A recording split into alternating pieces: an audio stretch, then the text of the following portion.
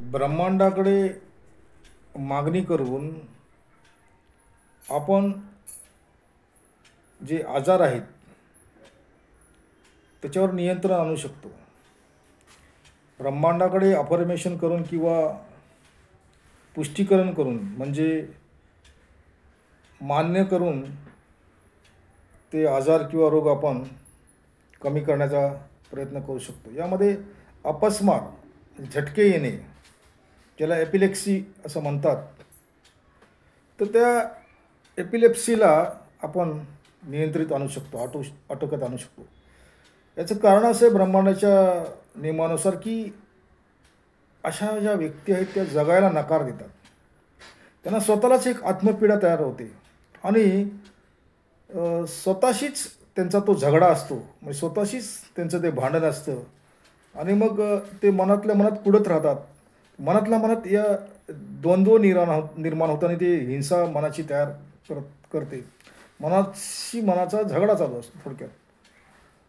हे जे कारण आहे त्या कारणामुळे अशी व्यक्तीला अपस्माराचे झटके येऊ शकतात. स्वतःशीच विचार करत बसतात. आता वैज्ञानिक कारणं आहेत, ते अनेक आहेत. वैज्ञानिक कारण आपण पाहायला गेलो तर चांगलंच आहे, परंतु हे एक कारण आहे की ती व्यक्ती अशा प्रकारची विचार करत असते. आता याला आपण अफर्मेशन काय करायचं, पुष्टीकरण काय करायचं, तर ब्रह्मांडाकडे आपण मागायचं आहे, डोळे बंद करायचे आहेत, दीर्घ श्वास घ्यायचा आहे आणि अत्यंत विश्वासाने आपण ते अफर्मेशन करायचं आहे की जीवन हे माझे जीवन आहे ते आनंदाने जगण्यासाठी आहे. माझे हे जीवन आनंदाने जगण्यासाठी आहे आणि माझ्या जीवनात शांतता आहे. माझे हे जीवन आनंदाने जगण्यासाठी आहे आणि माझ्या जीवनात शांतता आहे. माझे जीवन हे आनंदाने जगण्यासाठी आहे आणि माझ्या जीवनात शांतता आहे. असं आपण अफर्मेशन 8 वेळा करायला पाहिजे, 8 सेकंद करायला पाहिजे किंवा 8 मिनटं तरी करायला हवं.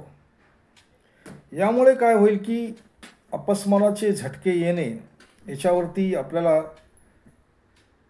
नियंत्रण करता येईल. म्हणजे ज्यांचं आजार हा बराच होत नाही त्याच्यासाठी हा उपचार करायला हरकत नाही.